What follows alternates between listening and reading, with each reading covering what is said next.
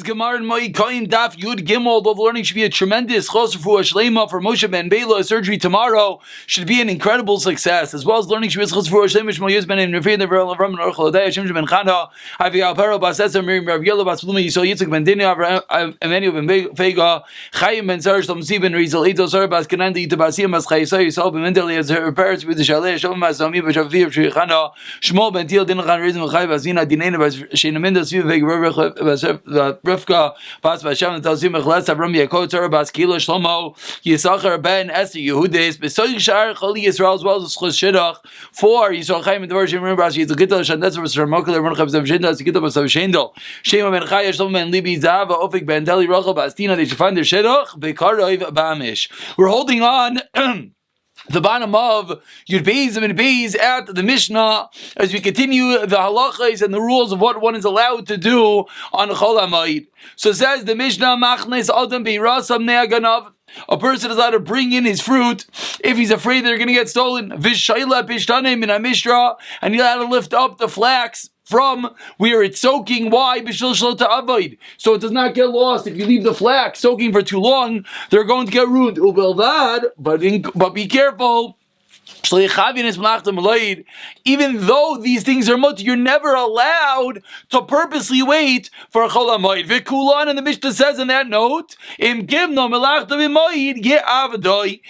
you did that, if you waited in order to do the work of Chol HaMoed, then the halacha is you're going to have to lose the item, a kenas of sorts, because you're over and Isser. So says the Gemara, let's discuss the first thing in the Mishnah. When are you allowed to bring in the fruit because of the Ganavim? Tana, on the bottom of Yibez Mebeis, Vilvachi Achniseim Betzina. You have to bring them in privacy, to your house. You can't make a whole show.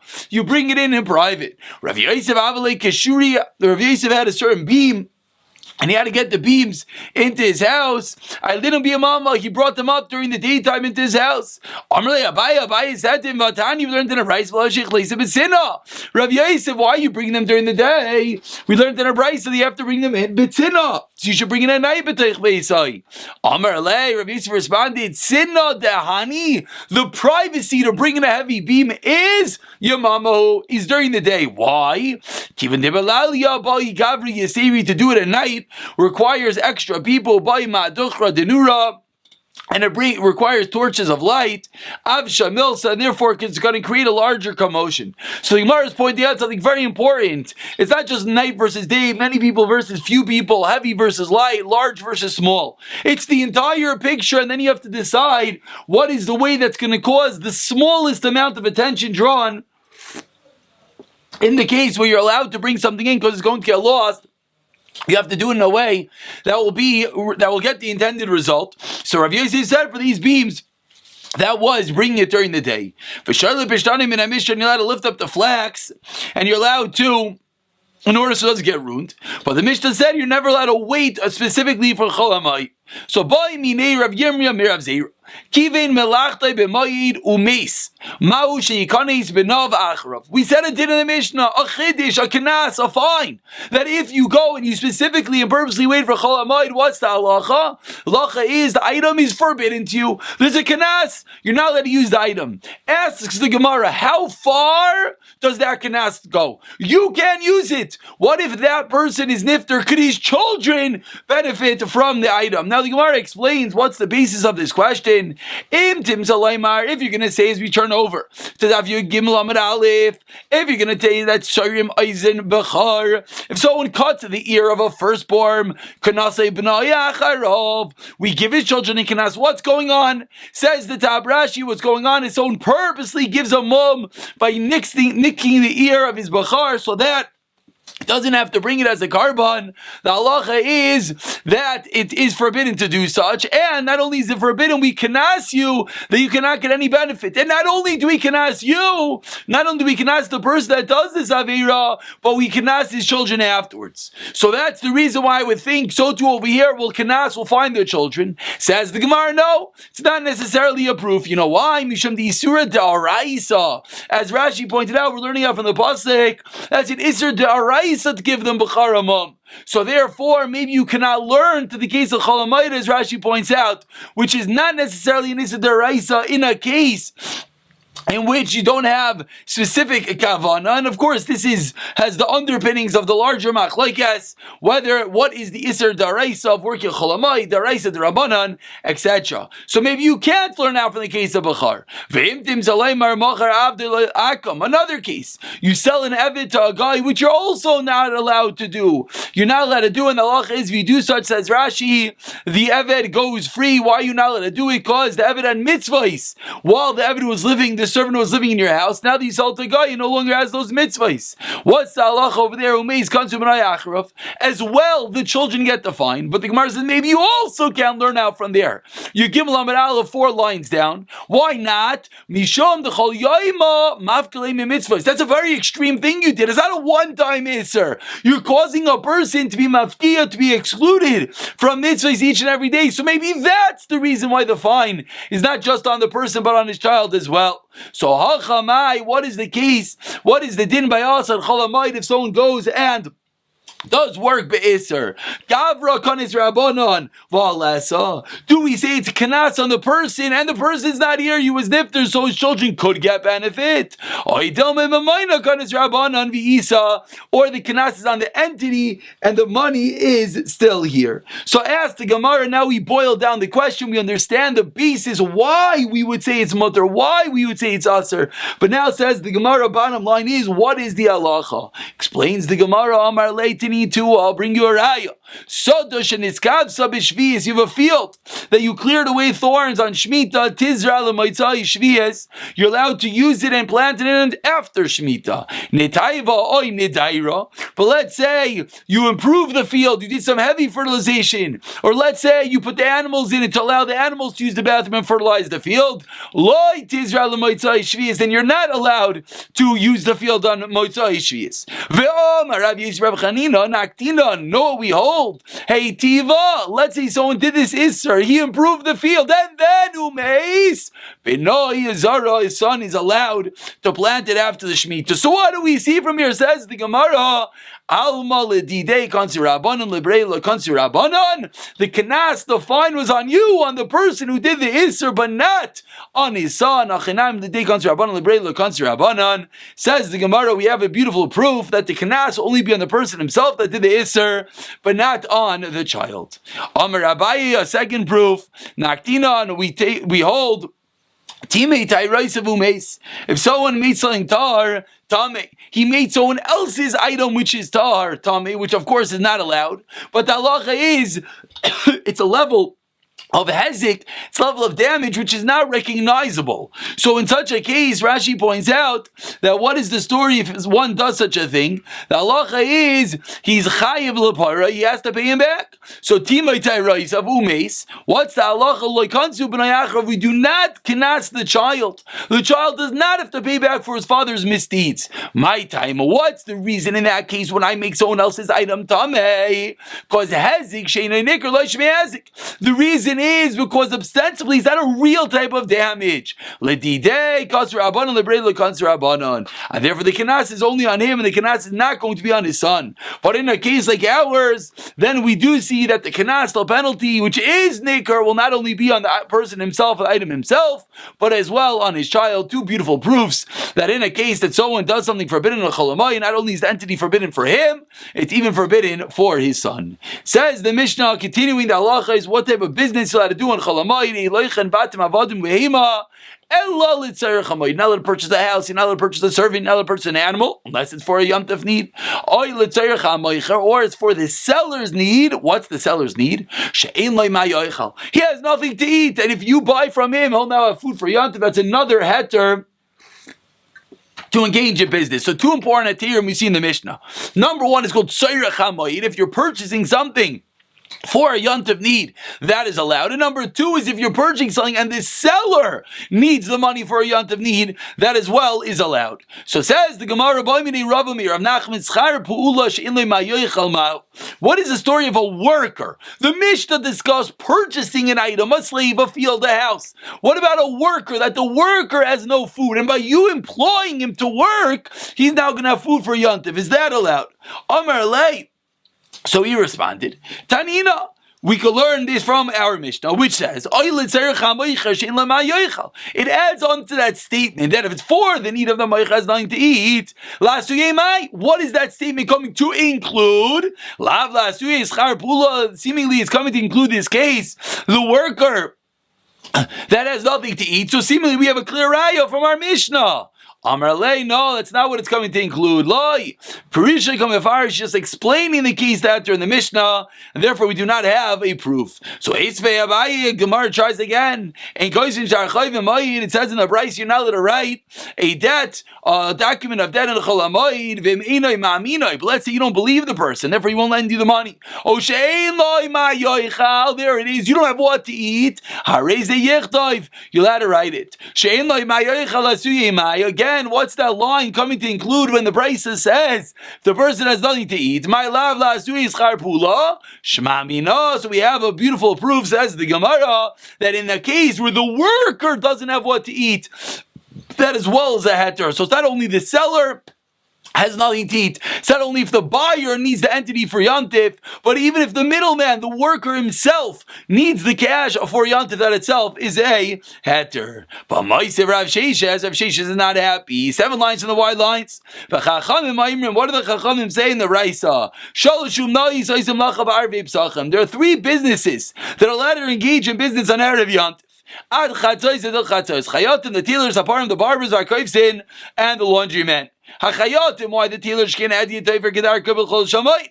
Just like a regular person can sew in a normal mesh in a Cholamayid, the tailor is allowed to sew and work on Erev Yantif. So we're already seeing an equation between Erev Yantif and Cholamayid. Hasabarim Ba'akoivs in the barbers and the laundrymen. Shkinabam Dinazayam Yotibiz Surim Utarn Lisabr Lachabis Chol Shamayit. As we'll see, if someone comes from overseas, if someone leaves jail, then you're allowed to do his laundry, you're allowed to give him a haircut on a Cholamayit. So just like there's a potential heter on Cholamayit, there's going to be a potential heter on Erev Yantif for these 3 professions. Says the Gemara on the first white line, and if you're going to tell me that any time there's a worker that needs the cash to buy food, it's permissible for him to work a Cholamayit, kol malacha is nami lishtri. Every single entity of work potentially could be mutter on Cholamayid. Why? And if the equation is like the Bryce is assuming that something that I find a heter on Cholamayid, I have a heter on Erev Yantif. So the tailors, the barbers, and the laundrymen, because we have a heter for them on Cholamayid in some fashion, whether it's someone that came out of jail, whether it's the head yit, so then it's allowed on Erev Yantif, Erev Pesach. So says the Gemara, every single job has a potential heter Cholamayid in the form when the person has nothing to eat, so it should be allowed on Erev Yantif. And from the fact that the Mishnah didn't say that, what did the Mishnah say? It only said these 3 cases, the tailor, the barber, and the laundryman is allowed. Clearly we say that a worker that has nothing to eat is not a heter on Chol HaMoed. Says the Gemara, 1 second. Maskiv la Rabba, comes along Rabba, and Rabba says, Rav Sheshes, your fundamental equation is flawed. Elameata asks Rabba, binyan lishtri, we should allow to build on Erev Yantif. As we've seen, if there's a leaning wall, you can fix it on Cholamayid. They ask Aikana. Maskevla Ravina has a similar question. Elameata lavlar lishtri, the scribe should be allowed to write on Erev Yantif.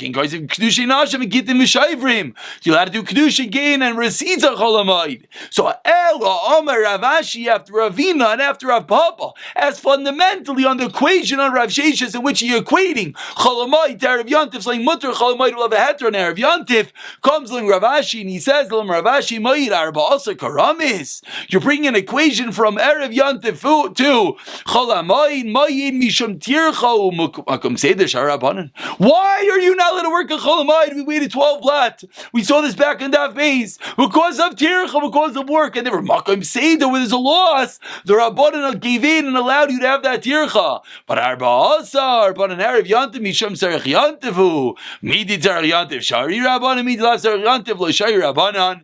And therefore explains Rav Ashi that the equation was essentially flawed, and therefore we could not ask from Cholamayid to Erev Yantiv. And therefore, the question falls off. So we go back to the previous din, and if someone does not have food, he will have a heter to work a cholamayid. The question was from this equation, we proved the equation to be wrong.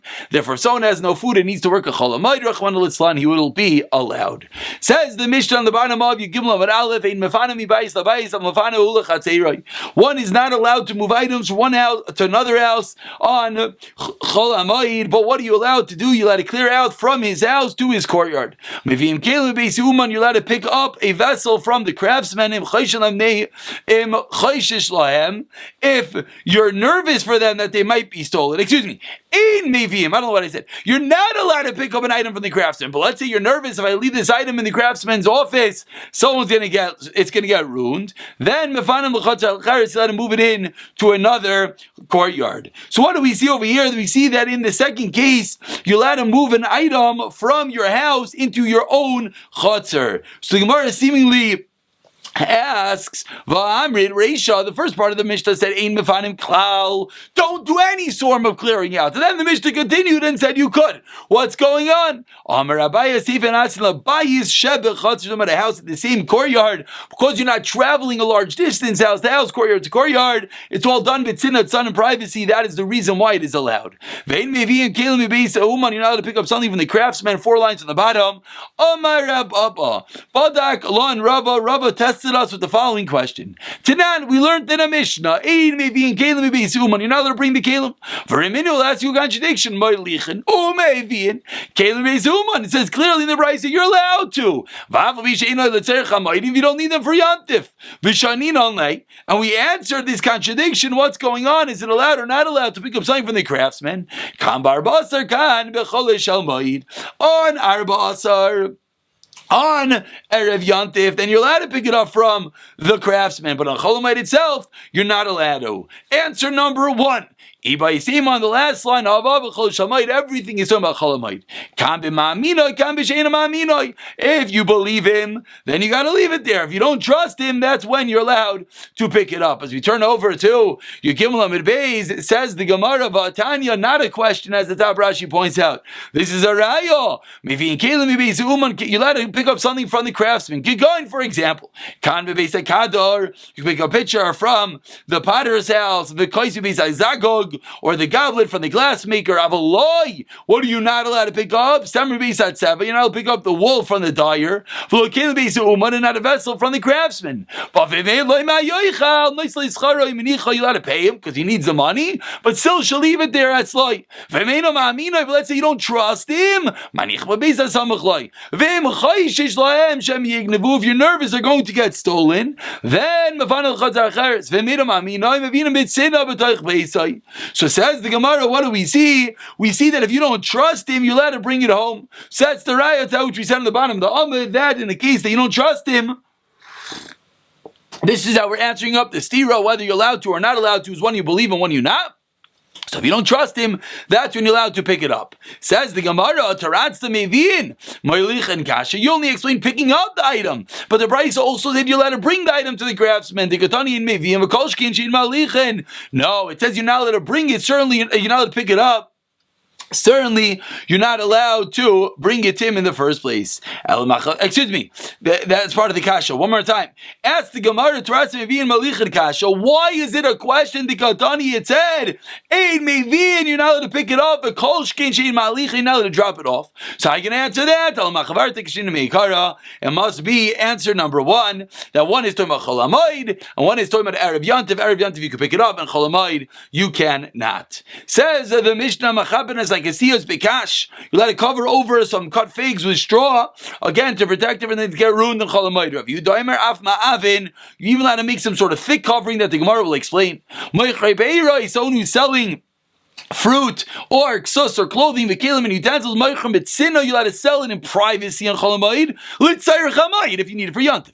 Hatzayadim, trappers, vadeshushais, and grain pounders, vagarusais, and bean grinders, again, you can do your work for the Yantif need in private. That's when they were stringent upon themselves, and of course the Gemara is going to discuss what exactly was this stringency. Says the Gemara, Pligi bar Rav Chia bar Abba Rav Asi,